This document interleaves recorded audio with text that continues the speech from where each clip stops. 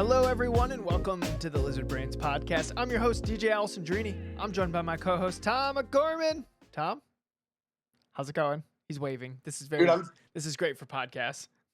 I know, I'm doing great.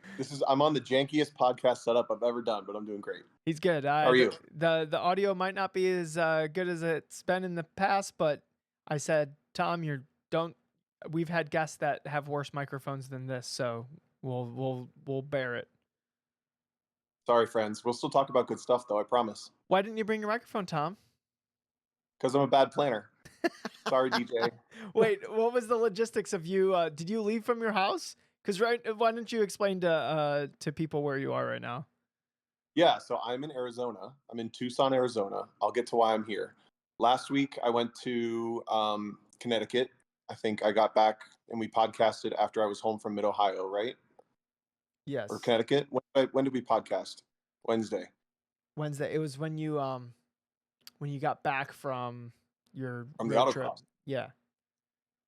So I went from Connecticut to the autocross on Wednesday to my house, and then I went to Mid-Ohio the next day, and then I left and went straight to Chicago Autobahn. So I just forgot to pack the microphone in that turnaround. So sorry. The only chance you got was on right after we recorded would have been the chance to pack the microphone. And you're obviously not thinking, a week ahead to the next episode because you're like, cool, knock that out. We'll think about that in a couple days, which is generally how we do it. Planning a week ahead is just not going to happen. No, that's me. You know what? If we ever had a third person on the podcast, it would literally just to fill that void is me and Tom plan about 3 to 4 days ahead. Yep. For the most part. So then I dropped Pete's car off at Chicago Airport. He's picking it up later, and I had a free flight to wherever I wanted, basically. So I've had this happen before, and I've never really had the balls to do it, where I've had like a free flight on either end and like 2 or 3 days in the middle where I would just go home. But this is like a life hack I think I figured out. I went on Airbnb and I searched anywhere with the 3 dates that I had available, and I searched for houses. And you can search on Airbnb by like best pools, best hot tubs, best patios, best lakes, best oceans, beaches, weird like destinations. You can like go find a spaceship to stay in. Literally, there's like space, like flying saucer houses you can stay in. And I just like searched through until I found one that's like super cheap and nice. And now I'm like in Arizona. Look at this house. Turn around, and that's where I'm looking at. Can you see that? It's mountains with a sunset on it. It's amazing. And I'm having the best time. Okay. It's like the perfect little recharge in the middle of the month. I've never done this before, but I'm going to do this like once a year, I think, from now on. Just like find an Airbnb for 3 dates that I have nothing to do. Maybe when I take the leap of faith and leave the corporate job and try to do my own thing, this will be a possibility. But at the moment, it is not. I get it. I'm so strapped on vacation days. Somebody asked me, "Oh, how many vacation days do you have?" And I went, 2 days and 3 hours. And they went, "Wow, that's really specific." And I'm like, I know exactly how much vacation time I have left because I need every bit of it. And down to the hour. I can't believe they let you separate it out by hour. Dude, honestly, I'm debating whether I should talk about it or not. Well, it just sounds like more work than it's work than it's worth for them to track all that. But if it works better for you, that's good. So when we went to the autocross on Wednesday, I dipped out after working like a 7-hour day, and I was contacted to submit vacation time for me dipping out of work early. It was a whole hour, and I worked like 47 hours that week, so it literally didn't matter. But I submitted it anyways because I was asked to, so I lost 1 hour of vacation time. Oh my God. On a week that I worked like 47 hours. If whoever person that did that to you is listening right now, you should be ashamed of yourself. What are you doing? Oh, no. Never mind. I'm kidding. Just kidding. Sorry, Mr.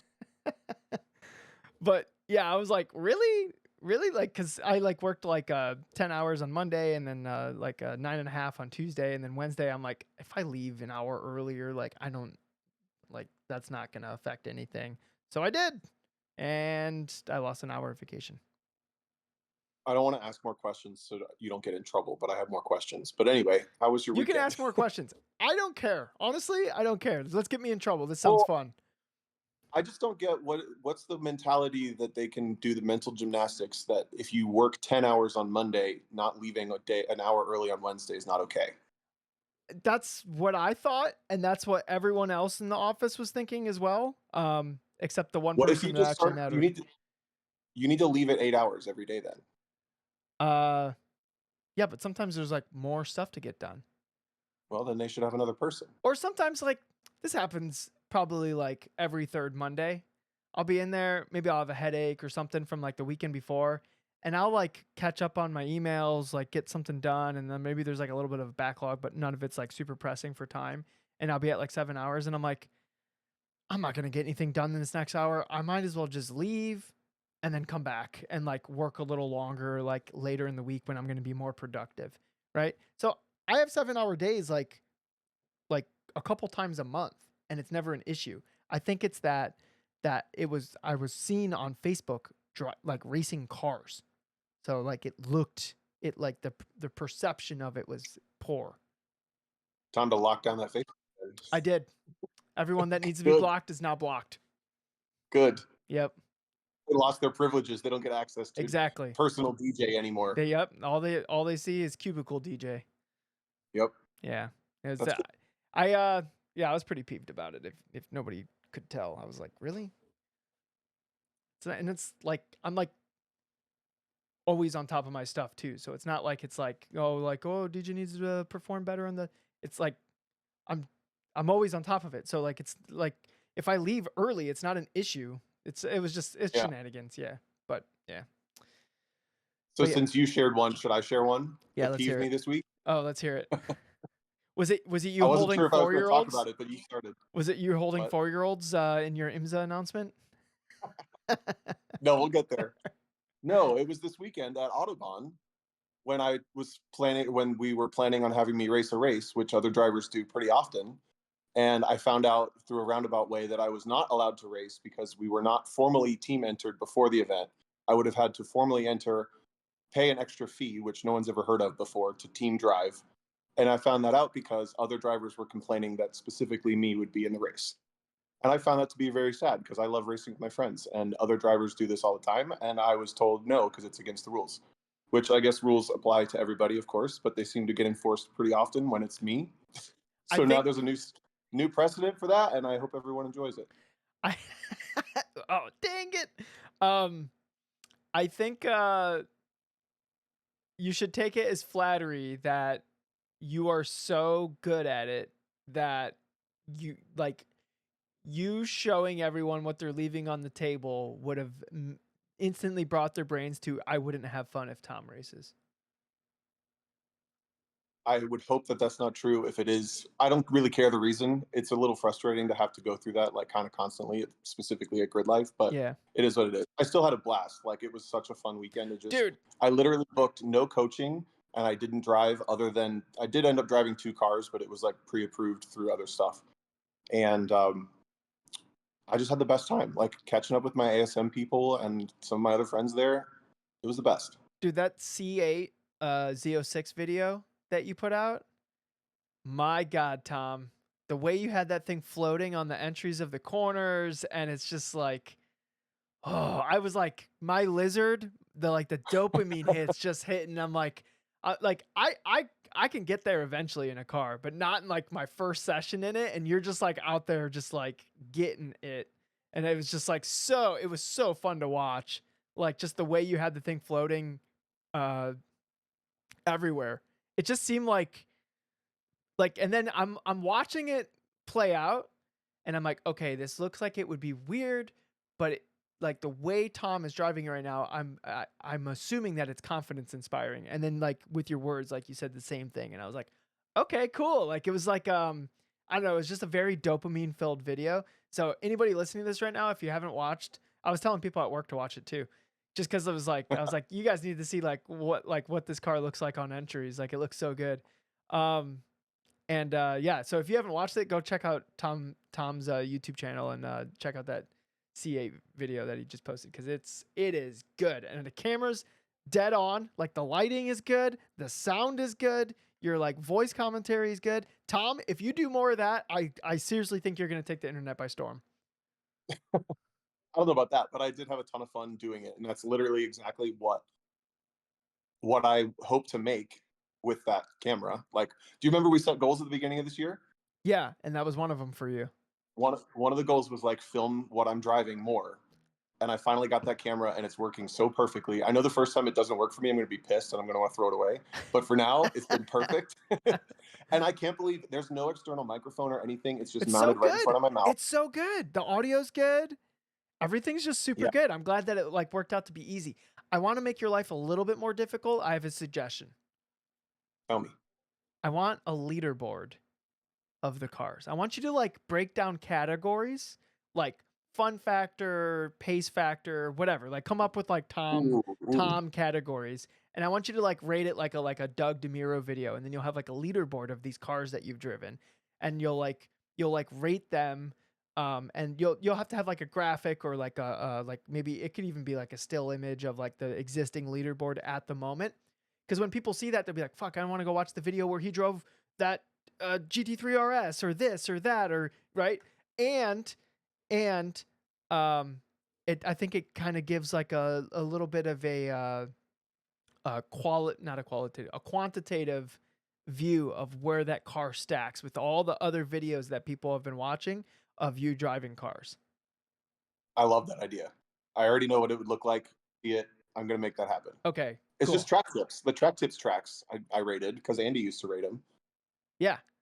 So, but Okay. I want like little metrics where like you kind of break it down, like maybe like on your in lap, you're like, okay, so we're gonna go through the four metrics. Like, as far as this, I'm gonna give it a this. You know what I mean? Yep. I So, love that. oh, I forgot to open up the I chat. Sorry, go ahead. what? I forgot to open up the chat. Oh, it's just Ito complaining I haven't posted video of driving his car yet because his was the other car I drove. Um, the other thing I found out though, do you remember me mentioning about like the helmet cam rules and stuff that are kind of coming in a little bit more? Did I talk about that on podcast or off? I don't remember hearing about it at all. Maybe once you started saying it, I'll be like, oh crap, you already talked about this. It's just that I think there was an FIA ruling that helmet cameras are not like external helmet cameras are not allowed anymore, and there's other organizations are like taking that. Like Formula Drift doesn't allow it anymore. Weirdly, they took like an FIA standard. Yeah. Um, but the reason behind that obviously is like an impact. There's like instances of helmets going through the camera and stuff like that. So I realized like I have to be pretty careful with when I use it probably and where it's mounted. So Yeah. I'm gonna use the mouth mount like for autocross because I feel like that's pretty safe. But for the track, I think I'm gonna move it up past my right temple so that if I have an impact frontward, it's not there, and if it's sideways, like that's probably worse things have happened than like it would be like up above my temple on my right side, Could we so I don't like get like could we like temple damage. maybe donate the money for you to get one of those visor cams that like literally sit like right above your eyes? I don't like the quality of those. I know Oh, it's not safe, but I thought they had like a 1080p version of that. it still looks like the frame rate seems off. You know how like when you watch that Corvette video, you feel like you're in the car, like there's no Yeah, latency yeah, or yeah, anything. yeah. I'm Those just those other cameras, they feel more like action cam, old fashioned y.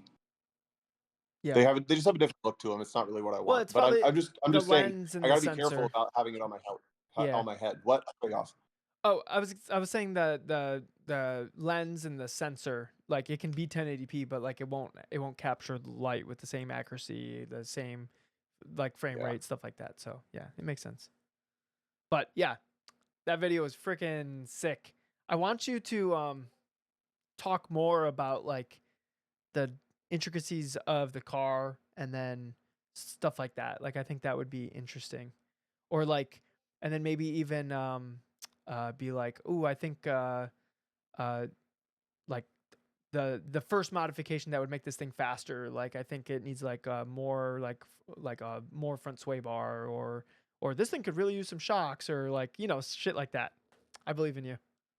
Yeah. Okay, I'll work on that. Well, The other one's gonna happen first, I think. yeah, yeah. Well, the reason why I bring that up is because I think that will capture people, like the more mainstream audience of like you know, because people that own a C8 Corvette are gonna like they're gonna that video is gonna show up in their algorithm, right? So like if it's like they get a nugget of like ooh modifications because like you know how, like the normie car person like they can't wait to spend money on something that they have no idea what it actually does. Yeah. Yeah.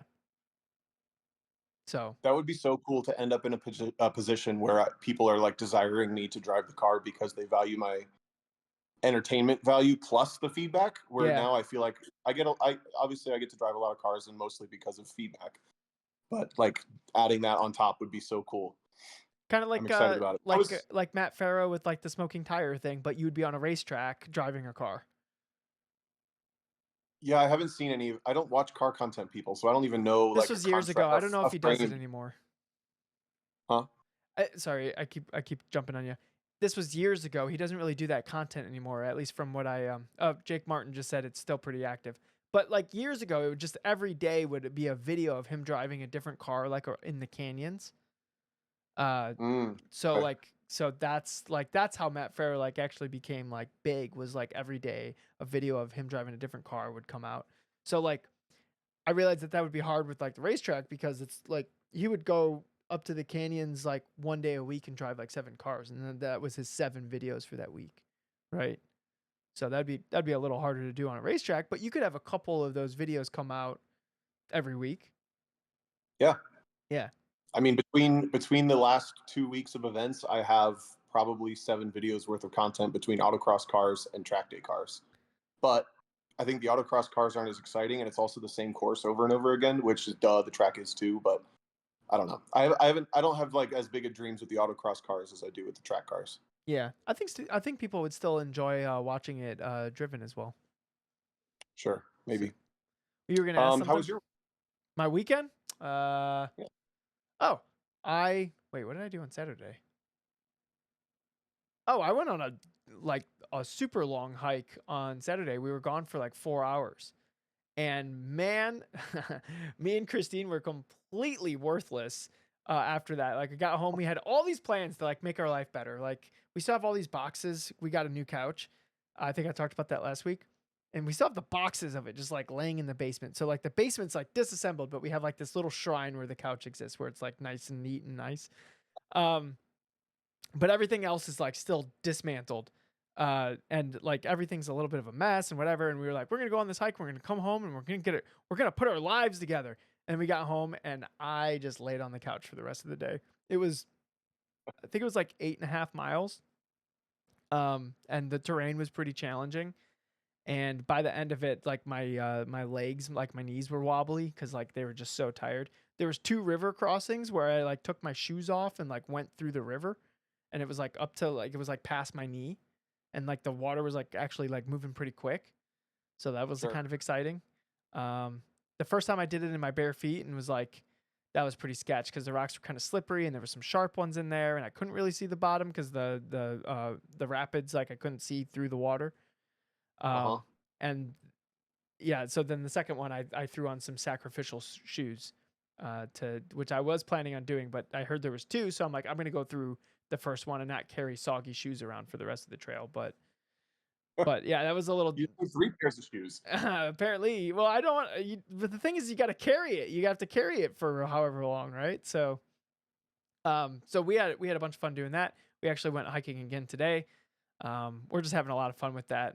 And then on Sunday, went to Akron Sports Car Club autocross event, and I think I wasted my nationals runs on just the local autocross run. Tom, Oh no, they were so they good. came late. Oh, dude, they were such good runs. Like I just felt so in tune with the car, and like I was using like the last inch of everywhere. Like I had the car like really good floats on entry, and yeah, I won packs by uh like 1.3 seconds to second place, who was Peter, and then Peter had a gap to third place, and then it was just like, yeah. Wow. So I wasted them. I wasted them on a local. Dang D Street it! packed off, huh? Yeah, I think D Street PAX is getting nerfed from that one local event. Yeah. Who's the guy that does Somebody call PAX? I Rick can't Ruth. remember. Yeah, Rick Ruth. Um, yeah, he's gonna see that event and be like, okay, I had my suspicions, but now I'm for sure. Yeah. uh, That sounds fun. Was it one of the long courses, or did they do a shorter one again? dude, they had this really fun element. It was a really, really, really fun course.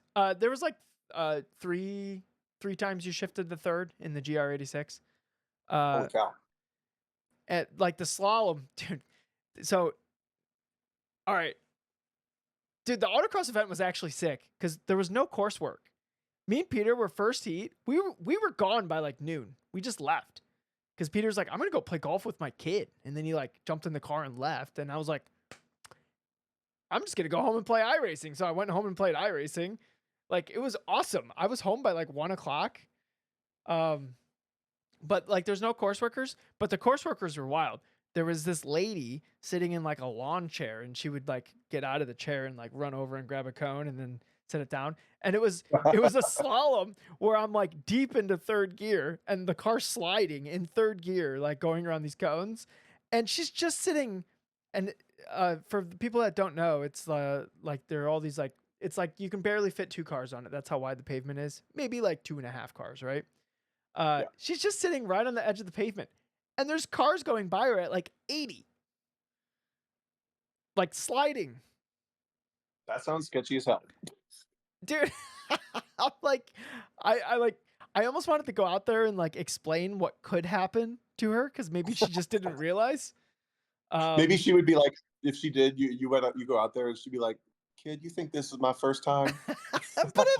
but like she would have 0 time to get out of the way if a car like got out of control, and it's in the middle of a slalom. Like people lose it in slaloms all the time. God. So that I'm glad she's safe. like you think autocross is like safe with like no stakes? Those are the highest. That's the highest stakes slalom I've ever went through. Because I'm like, if I mess this up, I might kill somebody. Ooh, yeah. I tried to not think about it too much because I'm like, I'm going for packs. Yeah. But so yeah, you had that, and then you know that like bigger patch of pavement where they can do like a little bit more things. They had like a little chicane, and then it was like a decreasing like element, and it led onto a super long thing like deep into third gear, and then it like decreasing radius down into like a little chicane, and like I had the car floating like so well, and was just, I think that's where I was getting most of my time on everyone, just because like the way the car like floated on entry, like on its nose, like all 4 tires were like moving at that like 11-degree angle, like as I'm like threading the needle in the spot. It was so much dopamine. I could have done 100 laps on it. It was so good. It was so good. How many friends? 7. So And home by noon. And home by noon. See? Not bad. Besides the lady sitting in the lawn chair, it was a pretty good event. That's a good day. Yeah. It was a pretty good day. And Tom, we sold the truck. We sold the truck. And rich. A podcast listener. I've already spent the money. The podcast listener, John. Ooh, I'm gonna mess up his last name. Hold on. Well, well, maybe don't dox him. Yeah, wait. Maybe he doesn't want to know. A podcast Congrats, listener. Yeah, a podcast listener named John bought the truck. He bought it for exactly what I was going to trade it in for. Tomorrow. So instead, I'll just have the check, which I already put in the old bank account. Yeah, Tom, I was a little sad to see the truck go as he drove it out of the driveway. I get that. During COVID, that truck was my hotel. That truck pulled my race car around. Like I put 40-something thousand miles on that truck, and it was just good to me the whole time. And it was like one of the more comfortable vehicles I ever owned. I did truck stuff with it. Remember, were you at Eric's when like I went over there and we did landscaping? We were throwing like bushes in the back of the truck. Nope. No, I wasn't. Yep, I did truck stuff. I don't know. That was my first truck. Might be my only truck ever, but yeah, I was a little sad when it drove away. So many Taco Bell drive-thrus. Literally so many Taco Bell drive-thrus. It probably depreciated the value of the truck, to be honest. It just has an air of mild sauce about it now. Yeah, it's like, is that a grilled cheese burrito I smell? Well, I guess it is. So that's good. Congrats. Tomorrow, and then I'm trading in the Fit tomorrow to Mitch Marhefka, who's AutobossOhio.com. Mitch Marhefka runs a dealership. It's called Autoboss Ohio. He's the one that donated our podcast equipment. And he's so useful. I was like, Mitch, I really want a bolt. And he went out and found a bolt for me. And it's like what the bolt after like the EV tax rebate and just trading in a Fit that doesn't have working air conditioning and needs work. My payment is going to be less than I would have spent on gas. Damn. If you have a place to plug in an electric car, a Bolt right now makes a lot of sense because they're so cheap. So you're getting a Bolt tomorrow? Yep, I'm getting a Bolt tomorrow. Cool. I have no vacation time though, so what I'm doing is I'm waking up at 5:30 in the morning and I'm driving to the dealership, which is 2.5 hours away from me. I will clock in and work from an extra desk that Mitch has at his dealership. So I'm just going to be like at a car dealership working. I'm going to look like a car salesman. And, but really I'm just like slinging brake pads. And, Trip Skywalker said I'm making a terrible mistake. Please elaborate, sir. Before I make the mistake. And, so I'm going to work my day from a different desk. And then, at the end of my work day, I'm going to trade in the Fit. I'm going to hop on a Chevy Bolt and I'm going to drive home. What are you gonna do after you get home? Probably iRace. What else would I do? You say Tom? Mitch wouldn't stay open for you for a little extra longer, so you didn't have to do that. I didn't want to impact time spent with his children. Oh, got it. Okay. Yeah. So I was like, because he's like, well, maybe I could find somebody to sit. I'm like, no, you're not doing that. We'll find another way. So this is the way I figured out. I was like, when do you get there? Because I could probably work remote in my car, but it'd be a little uncomfortable. So if I have a desk to sit at, it'll be much better. True. So well, that's exciting. I think we're going to hear a lot of stories about electric vehicle life coming up on the Lizard Brains podcast. Oh my God, guys. It's going to be, we're going to change the logo and it's going to be little lightning bolts everywhere. Trip Skywalker said that the Fit is the best and it's all you need. You know, Trip, I was loading up the Fit for Mitch because Mitch just wanted a winterable track car, which is totally what the Fit is. And I was like loading all the wheels and tires and all the extra parts and stuff I have for it into it. It's sitting in the driveway right now, just like ready to go tomorrow morning. And I folded up one of the seats to like stack some tires down, and I'm like, this thing's pretty cool. So I might regret getting rid of the Fit, Trip, but the Mitch was taking the Bolt for a spin today, Tom, and yeah. he's like the tires chirped at 40 miles per hour. So he was driving at 40 miles per hour and he floored it and he spun up the tires. The thing's way faster than you think it would be. I was going to say the Fit is definitely slower than your new car. Yes, absolutely. Like, so, and it might not be the worst thing ever if you just put some brakes and fluid in it. The Bolt, people track them. Yeah. Yeah. I probably wouldn't I do still have like 68,000 miles left of the new battery because it had like a recall and it has the newer, better battery in it. So I could just beat the tar out of it for the next 68,000 miles and probably maybe get a third battery in the car. But, nah, not worth it. It's just my commuter. On Saturday, guys, I'm changing the whole fleet. On Saturday, Ito is coming over. We're going to the autocross event in Pittsburgh. And then we're going to go get an FRS, which is being sold by Peter Schnorr, who was in here. I don't see him in here anymore. So, or he's probably playing golf with his son. I might have somebody pick it up. They were offering to pick it up and bring it to the autocross event, so we don't even have to drive to Peter's house, and it's just at the autocross event. But I think there's more stuff that come with the car than what could fit in the car, so we might just have to go to Peter's house anyways. Is that Saturday or Sunday? Saturday. Got it. Can't be there. Bummer. Otherwise, I'd help. What are you doing on Sunday? There's a Toledo event. I might go to that. I was just going to say, I think I'm done on Saturday. Can I tell that story real quick? Yeah, go ahead. Guys, this is the kind of pro racing shit that doesn't happen. I don't know what God looked down on me, but okay. So you hear these stories of these guys like, I got a call and I got to substitute a pro race and da da da da. So there's this team that I've like, they're some of my favorite people in the IMSA paddock. They're probably some of the people I would consider like actual friends from the IMSA paddock. Their team is Road Shagger Racing. It's John Morley and Gavin Ernstone.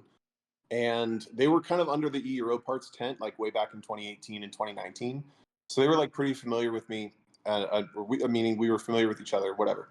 So I've stayed in touch with them, but just friendly wise. Like they've been teammates forever. They're just like a couple of like literally, if one of us was super successful and could afford to do that, and then the other one would be the other guy who like can't afford it as much, but like helps when he can. That would be us. Like that's who they are. So he calls me like 2.5 weeks ago, and he's like, "Hey, Gavin." He's like, "Hey, John hurt himself playing with his kid. He like has an abdominal injury, and it's not going away very fast. And he's like kind of nervous that he won't be able to race or it won't be fully healed. So could you be there at the Indy Motor Speedway race weekend? And if he doesn't feel good in the car, like you'll race." And I was like, "What? Yeah, sure." you know, like dates worked out well. I Let like me punted on. let me check What? my calendar real quick. Yeah, Right. I could clear some things.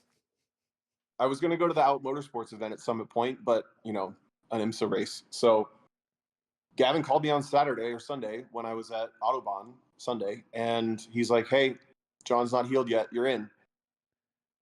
We're racing on Thursday." I'm like, "Oh, Oh, dude, okay." that's such a cool phone call. It's fucking wild, and it was all that kind of stuff it was getting under my skin at the track that I shared at the beginning. So it like immediately snapped me out of that, and like I felt like so excited again. And yeah, so John's still going to be there, but he's got this injury, and he said he rushed an injury prior, and now it's really something he doesn't want to do. So he's just being careful. Yeah. But the best part outside of that is it's the new second gen Audi that's really fast. And like I feel like I'll actually get a chance to drive a competitive car in a race Cool. for the first time since like 2019. How do we Not to watch say it? that Rockwell's cars are not competitive, but they've not been competitive. Yeah. So just like not driving the oldest car around at the back of the field is like I'm so excited about that opportunity and potential, and maybe remind people that I still know what I'm doing at that paddock. And who knows? We'll see. How does So that race is Saturday, and we're on track Thursday. is that like multi-class with GT4, right? Yep. Gotcha. Okay, so it's the same as it always has been. How do we watch it? I think you need a VPN to watch it live because it's on the IMSA TV, or the NBC like Peacock app. Okay, well, I buy that every single year that you get to go race at Daytona, so I still have it. Okay, well then you can watch it on there, Yep.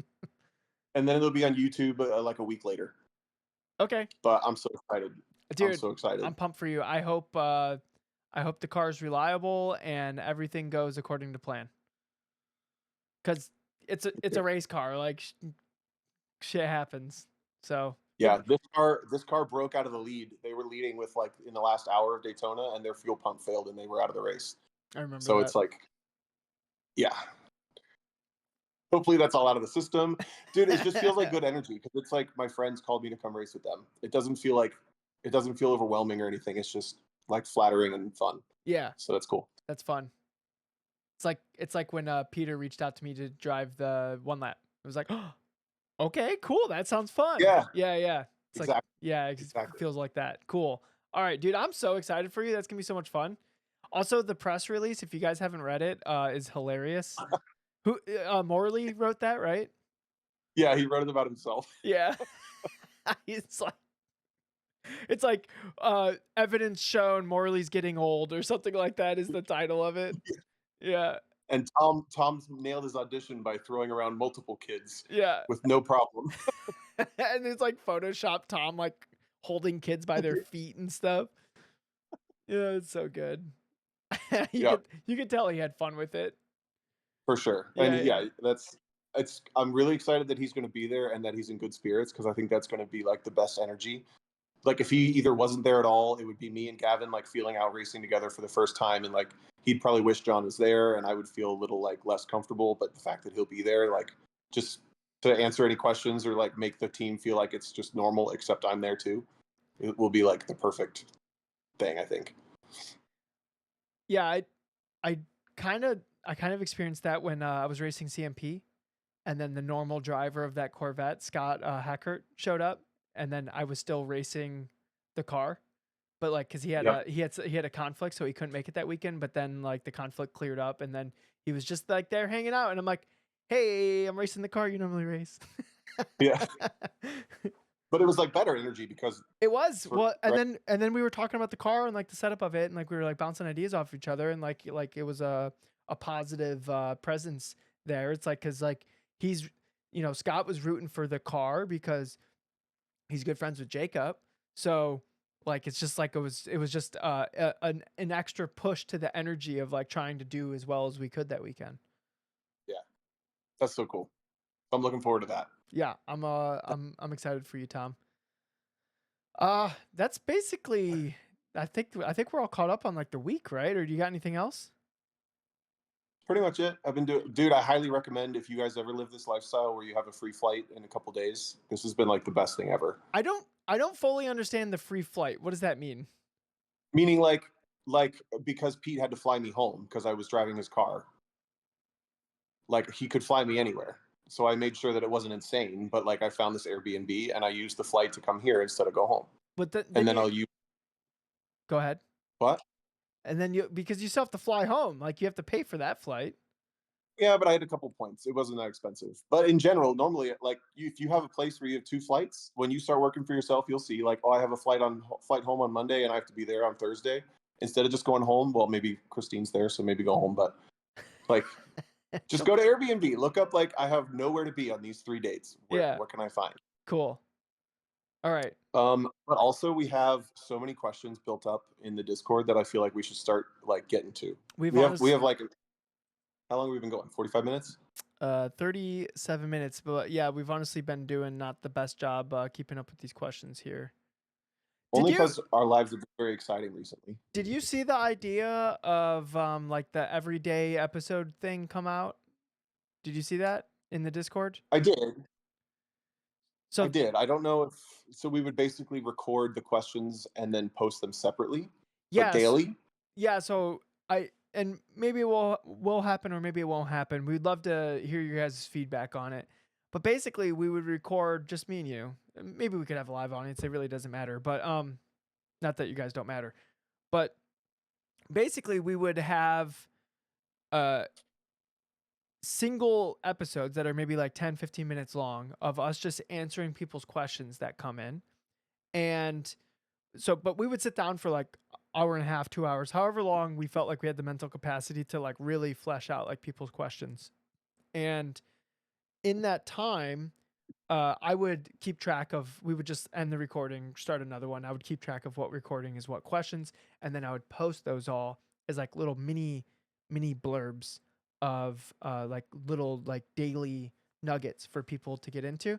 And there's a couple reasons why I think that might be a good idea. And I would love to hear if anybody thinks it would be a bad idea. But it builds habits. So every day, like somebody like while getting ready for work would throw on a lizard brain question answered or whatever, right? And so it builds the habits. It's a little bit more bite sized, so people that maybe want to like kind of get into uh like the lizard brains podcast, like just like start to understand me and Tom's personalities, they'll be getting like information right off the rip, like because if like think about it, Tom, if like you never heard anything about me or you and you're tuning into the episode, we just talk about ourselves for the first like third of it, right? Like we're not talking about driving, we're not talking about like we're just talking about like the shit that we did. If you Yep. don't know us, you're probably going to turn that off, right? So we're not True. capturing like the new listeners on that. But I thought like the questions would capture new listeners because they would be like, "Oh, this is good information." They get little quips of our personality. Maybe they like us, maybe they don't, whatever. If they like us, then they're more likely to listen to the larger episodes and they'll actually be interested in DJ's buying a Chevy Bolt and Tom's staying in Tucson, Arizona in an Airbnb, and like, you know, that like parasocial like relationship stuff, right? True. That's Yep. my thought on it. I think it would be good for the podcast. Also, my lizard brain was spiked when we saw that leaderboard and we were like 80th or whatever, and I'm like, I know exactly how to game this system, so we're number 1, baby. All right, I'll try it. Let's try it. Okay. Do we want to answer these questions then? Well, what else are we going to talk about? Oh no, we're screwed now. We have a lack of planning problem right now. Is what we have. Yeah, we only plan 3 days ahead. Well, I mean, we've got a lot of them. We could start the ball rolling. We could go into some questions right now. What I would ask people is to send in through the Discord. You can do it through the email too. We haven't like shut that down or whatever. I don't know how we're gonna shut that down, Tom, because everything about the podcast is tied through that email. So we might just be kind of stuck paying the $5 a month or whatever it is. I think it's $8 a month. We might be stuck paying that. But send in questions. Just flood them in because we're just gonna go through them, and your question will be its own episode. So if that's never been an appeal to have me and Tom talk about any inquiry you have, it can even be silly, and we'll dig into it. But yeah, that's my thought. I think we should do it, Tom. I don't know exactly when it will come out, but we'll try to build up like a backlog of them. Yeah, at least another one a week or something to start with, and then if people really start sending in a bunch of stuff, we can add more. I was thinking every day. Well, every weekday. We wouldn't do one on Saturday and Sunday, but like, because I want people to build that habit of like tuning in every day. They'll it'll be something they open. Like, you know, when you grab your phone and you'll open up Instagram and not even realize that you open it up. Yep. But what if we do the first 5 questions and then we get no more questions? Then we would at least have 5 weeks of extra episodes instead of 1 week. Well, you know what? Then we should plan this out off air, probably. Yeah, probably. What? Tom will start making up the questions. Oh yeah, we could start asking ourselves questions. I almost did that once.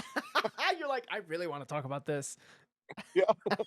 Or it was more like I don't know how to bring that topic up, so I'm just gonna have a fake question. Oh no! But I didn't do it. I don't remember what it was. He didn't do it. Quote. There's no way Tom would do that. There's no way you would know. Or maybe Tom McGorman's been Ian Miller this whole time. He's not actually the Hawk intern. Yeah, he doesn't exist. He only exists in the real world. Yep. All right, let's jump into some questions. Emails. All right, Tom, what's up? I missed that. Oh, it's back. Yeah, it's been missing for a couple weeks. I'll let you read the question. I went to the pin questions. I went to the bottom. I'll let you read it because my mic might bother people. Well, my reading might bother people, but here we go. You're talking about the one from Richard Sawicki? Yeah. All right. Richard Sawicki writes in on May 6th, 2024. This one's old. In regards to improving driver ability, let's say you've been driving the same car for a while and have developed your driver skills with that car over the years. For example, a Miata, which is a very common entry-level sports car. Is it possible to continue to develop your abilities with that car, or should you look for something different? And if so, what would that different vehicle be? A lightweight horsepower, low power downforce formula car, or maybe a high horsepower or no aero big V8 American car, old school, new car, etc. And also, which would be the most beneficial to develop your skills the fastest? This is in context with most people's situations. While it would be ideal to be able to drive all manners of vehicles at many different types of events, this isn't possible for most people, who usually have 1 or 2 cars they can track, then maybe sell to buy something else every few years. Given that you guys have driven some pretty extreme street and track cars, thank you for anything you can offer. All right. What do you think, Tom? If you're driving a Miata right now and you wanted to expand your repertoire of being able to drive things. I'm a big believer in variety and like keeping yourself versatile. So I understand that you have to own your own vehicle to do this for the most part, but there's a lot of different ways to drive a lot of different cars as long as you are respectful and nice and fun to be around and you have good friends and you have any sort of like network, especially within autocross. You can drive all sorts of stuff. So in my opinion, you should drive at least 2 or 3 different cars every year. You can have your main car that you compete as your maybe like your competitive outlet. That would be like your and Peter's T Street car or Richard's Sunday Cup car. But then you should be doing at least 1 or 2 other cars, 1 or 2 other times throughout the year if you can. And I don't know that you have to go like really really consciously away from what you're used to because every car is different. Even if you drove another Miata, Yeah. it would just be really good to keep your versatility fresh. And also, I think it shows maybe some shortcomings in your like current driving for sure, but it also keeps you interested in driving. At least for me, like I don't understand people who can drive the same car for 5 years competitively and not ever move classes or car build type anything. Like I Eric Catil. he hasn't even done that though. His car's been different basically every year for the last 5 years. I'm Well, talking more like kinda. who am I thinking of? I'm trying to think of, like the serial autocrosser who's been autocrossing their C Yeah. Street MX5 for like 5 years since they got it. Ito said 5 years. Some autocrossers have been driving the same car for like 20. I know that I don't understand unless they're quietly co-driving other things all year round, other places. I would just I would get bored to be to be honest. But yeah, that's my thought. What do you think? I'm thinking like Miata, like what gaps are being left in there that would better fill like a whole like driving repertoire. I think if you could drive something with the maybe front wheel drive, but like Hmm? not like street class autocross car. I don't think you're really gonna learn anything from that.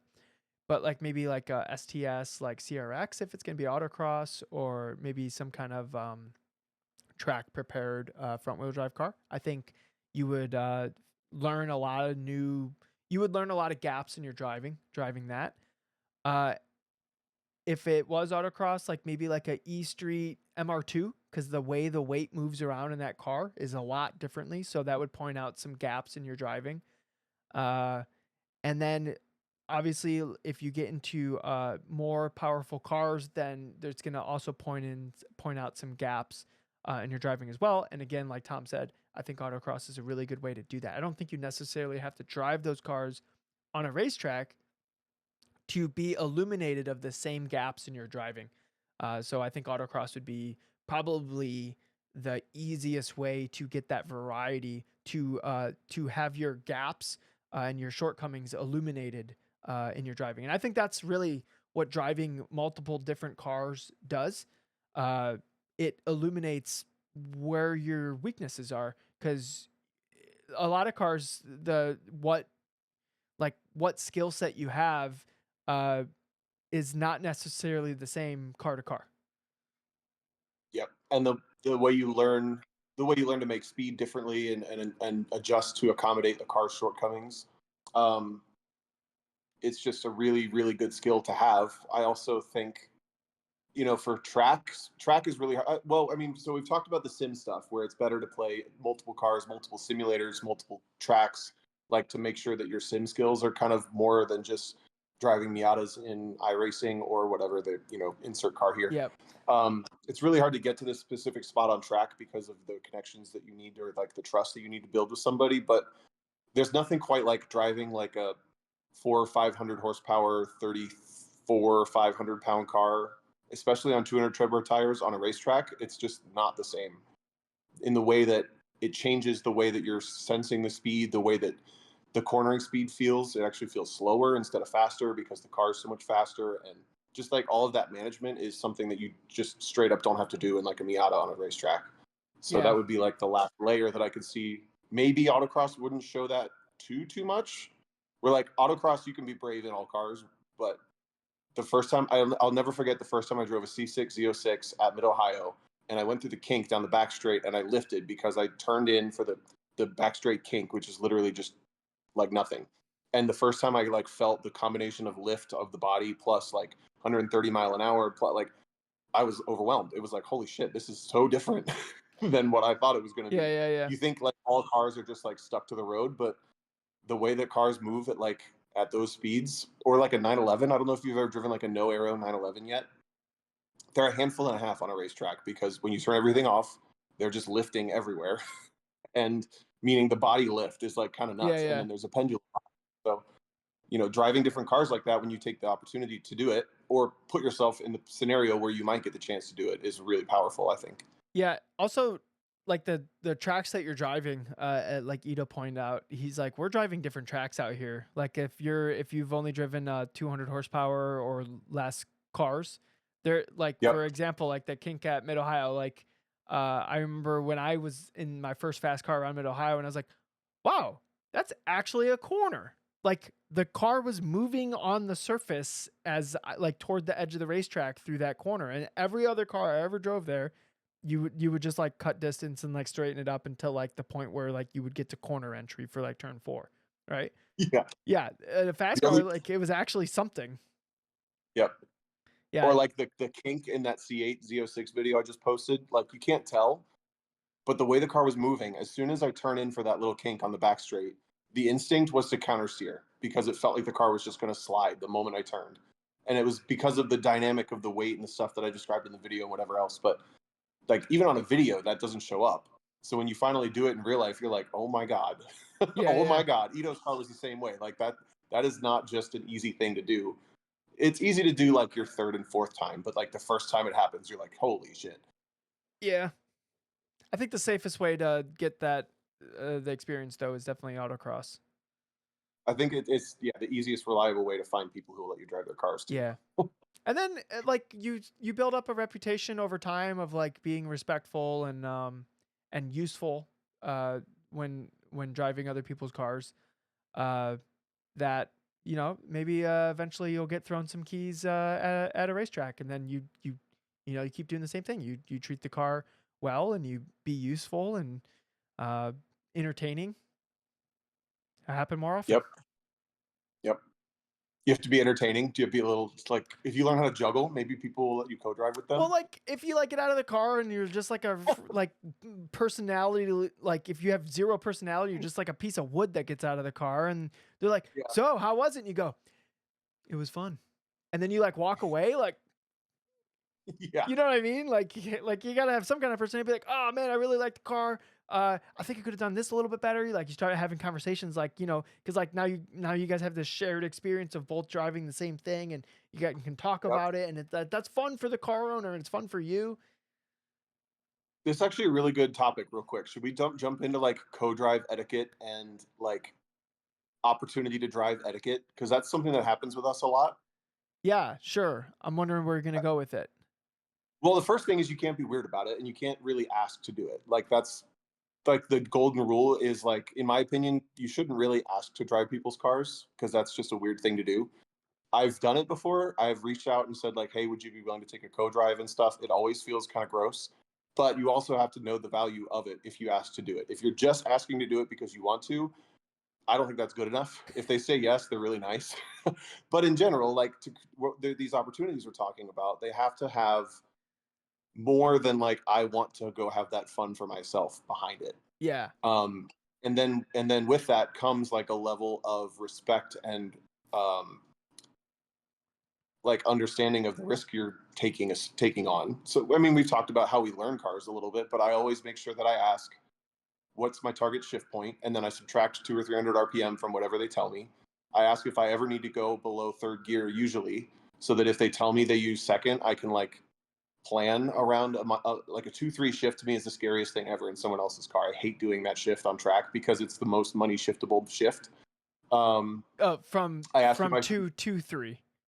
from 2 to 3. Yeah, that's Yeah, the yeah, one that like can go wrong. Um, I always ask if I have ABS, so I can't like flat spot their tires and fuck up. And if they say no and I go flat spot their tires, that's like a big problem in my opinion. Yeah, That's like yeah. that shouldn't happen. So that's what I'm talking about, like the respect that goes with being allowed to drive other people's cars, and then also just the way it happens. It needs to be more than you want to just have that fun, in my opinion. I think that's why you and I are ultimately given the chances to do that, because we understand the value that we can bring, but we're also respectful, and we aren't like weird about doing it. We aren't like going up to people all the time asking like, I want to drive your car, I want to drive your car, I want to drive your car.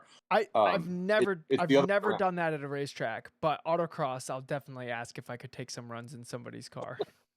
That's true. I have seen you do it. Yeah. You go a little further than I, but that's fine. Well, I mean, I think a lot of time, and you know, I've been told no a bunch, and then I'm like, yeah, no problem. Like it's not an issue. I've like thought that would be fun. Honestly, co-driving in autocross is so much more fun than driving by yourself. That, yeah, I just think like a lot of people, I would say most people, if I have reached out to somebody, is excited to do that, and I'm excited to do it too, or I wouldn't have like reached out to them. Like if I'm reaching out to somebody to autocross with them, I think that would be a really fun time. Like because I think they're fun. Also, their car probably doesn't suck. Yeah. So like, hey, you seem fun. Hey, you seem You're fun. like a fun guy. Can I drive your car? It seems fun. Okay. So the way I always approach it is go like, hey, are you open for a co-driver for that thing? Right? I feel like that's normal. I feel like that's perfectly adequate. But also having somebody else find you a co-drive is so much less awkward. If it's That's true. like my co-drive pimp is Alex Peel. I'd be like, hey, Alex, do you know anybody that would be open for a co-driver? And then it'd be like, 1 sec. 35 seconds later, it comes back, okay, you're driving with so-and-so. I'm like, all right, sounds good to me, Alex. He doesn't say, I think you're mine. Dude, yeah, I am absolutely. But it's not even, I don't even get the option. It's like, oh, I really didn't want to. He just comes back. This is what you're driving. I go, you know what? That sounds fun. It's like a little rant. If like you could pick a random car in Forza, that's like exactly what Alex Peel is. If he like finds you a co-drive, I love it. Actually, I'm like, ooh, what's he coming back with? Yeah. Ito in the chat asked if I ask about ice mode when I drive GMs, and no, I just know it's a GM. Sorry, GM. You just know if the car's unloaded and not completely flat when you get into the brakes that you might not have brakes. Yeah. Which was fully on my mind when I was driving both of the GMs this weekend. Were they not fine? The best thing. Well, they were fine. Was the C8 fine? And there was a moment with the C6. Okay, if you come to Autobahn with me, you do turns 1, 2, 3 is the left, 4 is the fast left, 5 is the little slightly slower left, and then we get into 6, which is like the really hard double apex sort of, but like hard to feel out corner. Yeah. Turn 6 was the one in my brain where I'm like, that's the one where the ice mode could get me. So I was underdriving the entry of that just to make sure it didn't happen. But everywhere else felt fine. Gotcha. I don't know why I came up with that spot either, other than you're like just slinging the car out to the outside of the track. Yeah, the car's really loaded up, and then you're in the brakes to like take speed out of the car, but then also try to like change the angle of it. So like, yeah, that would be a prime spot. Just like NASCAR at VAR, where Ito had a unfortunate incident earlier this year. Like that's a prime spot to get the ice mode. Right, and it would be the other side of the car, so I definitely didn't want that to happen to me. If it was if it was the same side again, that would be fine. But that's funny, actually. Yeah. Ito says that is 100% an ice mode spot, talking about the spot at Autobahn. So yeah, you read that correctly. You know what? Right. I will be driving Mike Kubiak's Corvette for time trial nationals. Where's the ice mode spots there? 17? Yeah, I could see 17 maybe, and maybe a little bit of like 6 as you come off turn 5 and you get hard on the brakes for 6. Yeah. Yep. Oh yeah. That would be a bad spot. But at least you have like a exit path. You just be like, yep, not working, go left.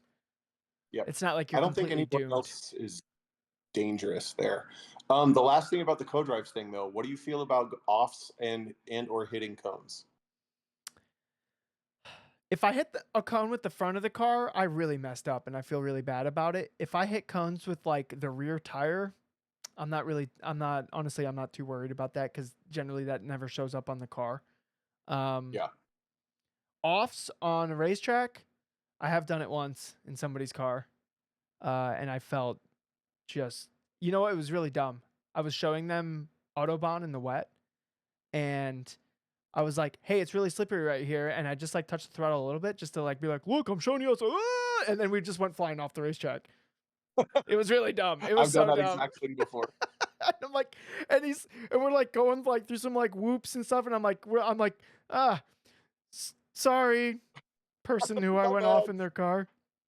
Yeah. Mine was, luckily it wasn't the owner in the car with me. I had Gordon Makalevich in the car with me, and I was driving Abe Schmucker's Evo at Mid Ohio in the rain. And I was doing the whole session with him in the car with me, rain line, all great, no problem. But he'd never been on that track before in the wet. So I go on the cool down lap coming up to the keyhole. I'm like, yeah, watch what happens if we use the dry line. It's crazy. And I turn in on the dry line and immediately do a 180 and I back into the gravel. And you're like, at like 2 see, miles an hour. you play it off like you meant it. You're like, yeah, see, that would have happened if you touch the dry line. This is what happens as you're getting towed out. Yeah, he's like, oh shit, you weren't kidding. Yeah. The spot that was really slippery on Autobahn, it was like the right left right before the back straight. That is really slippery in the wet at Autobahn. It's like Mid Ohio slippery. Well, what Mid Ohio used to be. Now Mid Ohio's not that slippery, but is Autobahn the most dangerous track in the Midwest in the wet now? Since Mid Ohio has new pavement? Dude, maybe. It might be. I think the other worst track I've driven in the wet would probably be like MSR Houston, that down in Houston. Yeah. It's covered in like algae that when it gets wet, it gets crazy slippery. Yeah, I bet. I think Autobahn's got to be the worst one now, though. You're right. Yeah, but Putnam's pretty bad. Hang on, Putnam's really bad. Oh, is it? Yeah, Putnam's really bad. It's about the same. No, anyway, I agree with you. I think hitting cones, if you're just like driving through cones when you knew you were going to hit them, big no. You shouldn't be doing that if you expect to drive cars, and you absolutely should not be going off. Other than this stuff happens.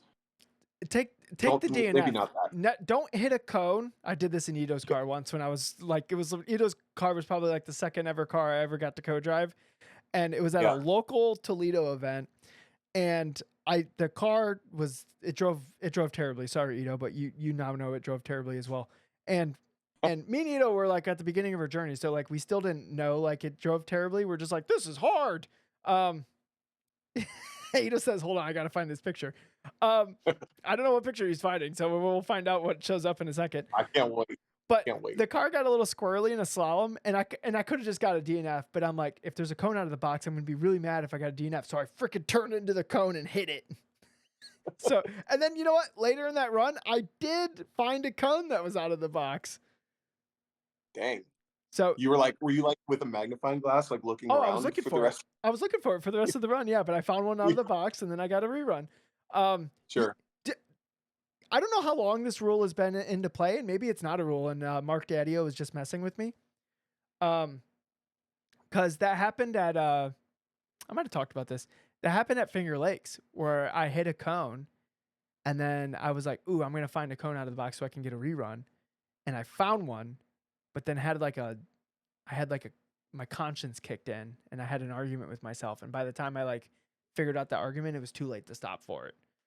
And so then I just finished it, and I was telling Daddio about my conscience like ruining my rerun, and he's like, "Oh well, you would have had to whatever time you would have set would have just been with that cone since you saw the cone out of the box after the cone you hit." No, that's not how a thing. Works. No. You sure? I've never heard that before ever in my life. It makes sense though, I because feel like within 20 years of autocross, I would have heard about the you shouldn't look for a down cone rule. Okay, so not down cone, like the cone was out of the box. It was still up. It was just out of the box. I don't think that's a thing. I think he was screwing around with you, or maybe he's like extremely moral and we're less moral, but that's like morality rule. Well, I had that morality argument with myself on course. That's why I didn't get my rerun. Do you remember when I had the NSX at Nationals and they made me take a rerun because I didn't stop for a down cone? No, I wasn't there that year, but apparently that happened. That happened, yeah. And I didn't want to take the rerun, and they told me that I had to because I drove the course that I drove a course that was not laid out the way it was intended. So they set that precedent. I guess if you don't stop for a down cone, they're just going to make you take a rerun. Oh, Remember that. Remember that for the future, and you can cite my protest from that as a precedent. so somebody like, let me "No, I don't know. want to." Yeah, somebody let me know if Daddy-O was messing with me or not. If that is actually a rule, because I thought about it. I'm like, okay, that rule makes sense because if you hit a cone, what's to stop you from like inspecting the whole course and making sure every single cone's exactly where it needs to be in the box? Right. I guess the sportsmanship rule. Maybe, I guess, but like on some level, like we're competing here and like I would really like another shot at this course. And if the True. but it's like it kind of goes against like the spirit of like the sport, right? Because it's like, hey, you messed up that run, like that's part of the sport. You don't just get another one because you like saw a cone 3 inches out of where it should be. Yeah. Yeah, like That's I think there's a little bit of a magic to autocross that it doesn't get quite to that point. At least not very often. I But found myself doing it at Finger Lakes, and then yeah, so Dan Sim says in sportsmanship like or something. So yeah, maybe it would have fallen for that if I hit a cone early in my run and then found a cone out of the box. But like that's such a I've honestly vague. never thought to do that. That's That's kind of wild. I thought about it at Finger Lakes because I was like, shit, I really want to redo this run. Yeah. But yeah, it's like obviously like that as far as like the competition that doesn't work, but I think it's something that's possible right now, and that's what Daddy-O said was correct. And then I'm like, okay, that makes sense. If you hit a cone Yeah. and then you find a cone and you want to rerun because the cone was out of the box, then yeah, sure, take your rerun, but like that cone still counts. Do you remember our conversation at Nationals about like the 3 buddy system support that would end up with like a corner worker at the beginning of the course and the end of the course who would red flag you because you needed a rerun because it wasn't fast enough yet? Or like this is fully in that vein where you could like that's such a conspiracy. but back to the hitting cones thing. You remember the job thing that I talked about, the ride and drive jobs with Matt, where I would, go work these things and you're going through a course of cones to do whatever the job is. Yeah. So I got that job in 2014 and I started autocrossing in 2007. And it wasn't until I got that job that it clicked when they told me when you're driving, you should never hit a cone because it could damage the car. And that's not acceptable. You cannot hit cones. And you're like, it what? Clicked. I was like, I've been driving this like for 7 years, just hitting cones with people's cars, and it could have damaged stuff, and I didn't even think of that. So I've been driving mostly FRSs, right, for the last couple of years, and those bumpers will literally like explode if you hit a cone. Yeah. Yeah. So they're little marker lights flying out. Yeah, they literally fall apart when you hit cones. Yeah. I did dent a door once with a cone. It was like 30 degrees, and I went sideways through a finish and hit a cone, and it dented Noah Feldstein's Miata's door. Holy cow! How did that go? I don't really remember what happened with it. I think I'd offered to like help him with it or whatever, and I think he said he didn't care, or maybe it's still outstanding. Tom, maybe this is my scandal. This is your first scandal? Oh, baby's first scandal. Oh, let's go. You're gonna have to take some of that money back out from the truck sale. No, and pay Noah. I need all of it. Noah, he doesn't have any money. He's kidding. He didn't sell anything. It's already spent. Yeah. But well, that was a good tangent. I think, I mean, like hearing about our early co-drives, it kind of sounds like we were terrible. I hope I wasn't. I had that realization when Kenton was telling stories. Do you remember me saying something like, I realized in hindsight I was a little more of a wild card when I got that IMSA ride than I thought I was? Yeah. It's interesting revisiting hindsight with maybe I was like a menace that hit cones literally all the time back I think 15 years going? I don't remember. I think like as years go on, I become a better person to co-drive with. I think like maybe when I first like I think it's like it's a skill that you gain just like anything else. Yeah.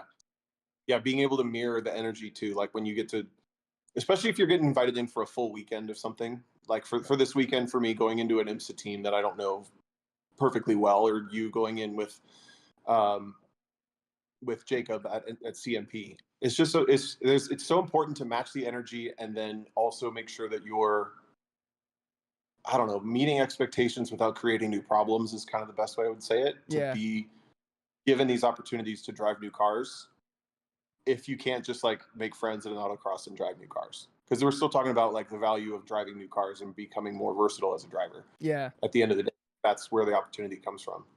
Yeah. I think being personable, competent, and fun is like literally what gets you the ability to drive multiple things. Yeah. DJ, he posted the photos. I didn't know Ito had an S2000 CR. No, it's not a CR. Nope, it was like a 06 or something. It was an STR 07. Sorry, Ito. And I remember Ito was just constantly chasing setup on that thing, and it always was not great. And then he sold the shocks to Darian, not knowing that they were trash. I remember this now. And then Darian's like, Ito sold me garbage. He still brings it up. He still brings it up. But Ito honestly didn't know. He thought like they're really expensive shocks, but they were like, I forget what was wrong with them, but they were like complete garbage. And you know what? Me and Ito both, we didn't have the experience necessary to be like, no, something's broken on this car. We just thought, wow, driving is hard. Just like when I first got the race car and it had blown shocks. I just thought driving race cars on racetracks was really hard. And then when I got the new shocks, I was like, oh my God, this is easier than iRacing. Yeah. Yeah. I think that's actually one of the biggest value adds you can have once you've driven a couple of different cars and you've gotten a little bit of a footing with your driving, is confirming for other people whether or not their car is like where it should be and they should be able to remove that from the equation. Or like for this weekend when I drove Ito's car, I'm like, dude, it doesn't have enough rear grip. You got to get the rear grip up or you're never going to go faster. If I didn't drive it, he probably would have figured that out and fixed it eventually. But like now it's maybe a high priority item instead of like finishing the year and just being like, dude, this is basically Ito's podcast at this point. Should we have him? Should we just have him in? No, I'm kidding. But yeah, like that third person reference point, that out of your own head reference point is super valuable. Do you see this chat right now? Do you see the picture of Ito grimacing? And so somebody zoomed in on one of these pictures and they're like, oh, this is definitely not the face of a shock scammer. And it's Ito going like making that face. And then he goes, that zoomed in picture is actually an emoji in one of the group chats I'm in. So it's like this picture from forever ago is like, it's taking the same life. You know what, Jake? I'm going to save that image and it's now going to be an emoji in this one. So hold on, let me save that image. Wait, where did it go? I might have just saved it like 5 times. I don't know. I'll figure it out later. Somebody save it so I can get to it later. Well, I guess I'll just scroll through here and find it. But yeah, that would be I'll call it like Ito scam. That would be the emoji Jake Martin, my greatest contribution. All right, should we do one more quick one? What are we looking at on time wise? My phone can't tell. 1:13. We can do another one. All right, this one's a pretty quick one from previous podcast guest Matt Busby. I kind of went to the middle of the thing, but he said the John Hunter episode has me thinking the poster car thing he talked about, which was basically what was your poster car when you started doing motorsports that made you want to push motorsports further in your life. I think everyone has the one car that gets us really romantic about the sport, but for you all, if you could have someone willing to provide any track with any car, what would that combo be? This goes for DJ and I right now, but like podcast listeners, chime message us in. Yeah. Post in the chat. because I'm curious what you guys would have. Wait, did we do this one? I said Macau. Did we do this one? Yeah, and I said GT3 at Bathurst. Oops. Well, this was fun. Other people should tell us theirs now that they know ours. I was I like, think I said what did I say? I said something crazy at Macau. yeah, I forget what car you ended up on. Oh, the 914. Dave's 914. At Macau. You know how long you would just be driving in a straight line? Isn't that like isn't there a lot of like super long straights? Yeah, but it's got 5 gears in it. He just never uses all of them. He went the Maybe. third. I think you would just be on the rev limiter. I mean, I just want to do the city section in that car, just Yeah, okay. floating it through. But like, I'm talking like the 2013 version of that car, back when it was on bias. Okay. All right. Where it would carry the inside tire, but I'm also counter steering and going through the city. People are like, "What? I didn't know there was a race today." It's just me by myself. I do think, even though I hate them in iRacing, I do think like taking like a stock car around a road course would be a freaking hoot. I don't know how fast I would be, but I think it would be a lot of fun. Did you watch any of the? Did you happen to catch any like laps or moments from the NASCAR race at the Glen this weekend? No. Why? Did something awesome happen? It's just I caught the pole lap. It was Connor Zilic did a pole lap. Oh, dude, he won. It was his debut, wasn't it? I don't know if he won the race. I didn't see that, but he got pole for the race, and the lap was just really, really, really cool to watch. You're like, that's pretty legit. Oh. Also, they put in that extra curb there to slow everybody down because it was too crazy, and then all the drivers hated it, so they just took it back out for the NASCAR drivers. the first curb into the bus stop, they just took it out. Oh, okay. So now it's just the wall's the apex again. Yeah. Yeah, which good. is the reason they put it in there in the first place. You know what? I kind of like the wall being the apex. I do too, but I think it's funny that they went through all that effort to put it in, and then all the drivers were like, "No, we don't want that," and they just took it back out. So in the chat, people are saying that he won. Okay, good to know. So 18 years old, he got the pole, one race on debut. Dude, that was the guy that he was doing really well at Daytona 24 too, right? Connor Zilic? He was like in an LMP. He won LMP too. Yeah, dude. What, like, that guy's going places, dude. For sure, but also in his circumstances, he should be.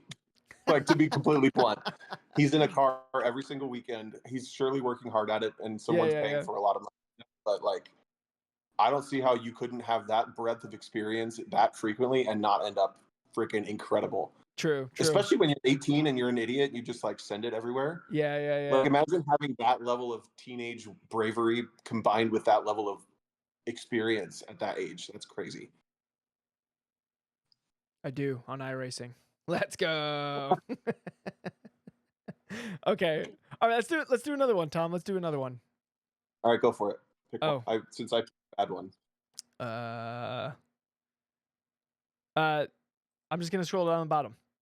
Okay. Danger Dodger says, so I've recently got engaged and need to figure out what to do for my bachelor party. Since racing is life, I'm trying to figure out something that involves racing. I'm uber competitive and ideally would love to get as close to the real thing as possible. But so far, my leading option is Little Talladega. Then he has a link. Hold on, I'm going to click the link. What the? That's amazing. It's like a... Oh, I've seen this place. It's like a go-kart resort. Yeah, it's like a drift Airbnb. I've seen this before. Okay. All right. I'm kind of liking that one. Other things that have popped in my head are rent a racetrack. Unless I hit the Powerball, this one is likely out. Attend a race. I'd rather be doing the driving. Set up my own autocross day. That seems feasible for the average Joe, ? Seems like a lot of logistics. Kart track rental. Any thoughts or suggestions? If I manage to pull off an autocross day, is there any chances of making it a Lizard Brains autocross? Maybe. Hell yeah. Oh, this is also from June, so probably congratulations on your wedding by this point, but let's dream. Let's go for it. I think normally people plan like a year out. I don't think they... You don't get engaged and then get married 2 months later or whatever. Maybe I don't know how marriage works or what getting engaged works, but First of all, yes, anybody who has a freaking bachelor party as an autocross, like, we'll be there. Tell us, and I'm all in. That sounds Yeah. so fun. Uh, I think renting racetracks is probably cheaper than people realize, especially if you have friends that can split it with you. Like, for example, there's a racetrack in Iowa near Omaha called, that's in Nebraska. Hang on. uh-oh. Yeah, it's in Nebraska, I think, but it's near Omaha, and it's called RPM, Raceway Park of the Midlands. Whitney's got you. And huh? I said Whitney's on top of it. She's like, because remember Whitney's from that area? Oh, that's right. Yeah. Yeah. Sorry, I don't have the live chat up and the question up at the same time, but it is. I want to say it was like $1,200 for the day. You can only have 2 cars on track at the same time and like a tops of 10 drivers or something. But if you have 10 drivers, that's $120 a person for the track for yourself for the whole day. Like, that's pretty doable, right? That would be pretty doable. So there's tracks like that. Like, you're obviously not going to get Mid Ohio or the Glen or some crazy shit, but unless you're really rich, in that case, do it. But you can find these little road courses that'll do a day for a grand or two. A lot of tracks also have a private rate that's for I want to say the number is usually 6 cars or less, and that's where they don't have to have a full stock of corner workers and they don't have to have like full everything there. So they can do a low occupancy track day for like way less. So I know, for example, at NCM, I think the weekday rate was like, if I wanted more than 6 cars, it was something $4,800 or something. But I did a test day for 1,800 by myself because I was less than 6 cars. It was something like that. So yeah, maybe renting racetracks is a little more expensive. It's just a little bit more work to like do the research. I would totally think that would be a blast of a. Oh, I don't know where Tom went. We lost Tom. Hold on. What happened to you? Did you accidentally click on the wrong button? So Trip says to rent Mid-Pond, which is like a kart track. Oh man, if you could rent a kart track for like some like autocross bombing around, like that would totally work. Cause renting a kart track's gonna be way less than a racetrack. And like something like Mid-Pond would be like a good time. That would be a great bachelor party. So That would be fun. So sorry, I fat fingered my laptop, but that's my leading option. I think if you are like actually serious about, and all your friends have track day stuff, like the only snag of that is if all your friends don't do motorsports and you're the only car, really. Then maybe like a kart thing would be fun. Maybe. So I've been thinking about this lately, Tom, because I wasn't even thinking about like a bachelor party because my wedding is just going to be me and Christine. But I had some old Halo friends telling me like, "Whoa, hold on, you're not going to do a bachelor's party?" I'm like, "Well, I just haven't thought of it." And the appeal to the bachelor party would to have all my favorite people that I've met throughout my life all be in one spot. And I don't know what we would do because like my Halo friends, like it's not like they're going to go drive cars, and it's not like my race car friends are going to play Halo. And also I'm not sure if I want to play Halo for like my bachelor party anyways. But the thought of having all your favorite people in the same spot seems pretty legit. Maybe we'll play Mario Kart. I don't know. I think that's a given. Just saying, it might happen. You should find your bachelor party should be how many ways you can recreate the experience of Mario Kart. So you can play Mario Kart, but then we go to a real go-kart track and we play Mario Kart there somehow. And then we get scooters and we do scooter races like Mario Kart somehow, but like it's on scooters. Like you could just do a whole weekend of Mario Kart themed and targeted activities. How about that? That seems pretty good. Now here's the thing. All my friends, at least the race car friends, vacation times and weekends are very hard to come by. So is it selfish for me to be like, hey, my favorite people in my life, I'm stealing this weekend from you? Like, I feel kind of guilt about that. You know what I mean? Yeah, but that just gets into the bigger picture of like, is it selfish for anybody to have weddings and or engagement parties and or baby showers and right? Kinda. I feel like it's completely okay to have them, and it's completely not okay to have expectations of people wanting or caring to be there. For lack of a tactful way to say it. Okay. Uh, I think that'd be fun though. I think you should have one because why not? Like my brother's was super fun. We did nothing. We went to his house. We played video games in his basement.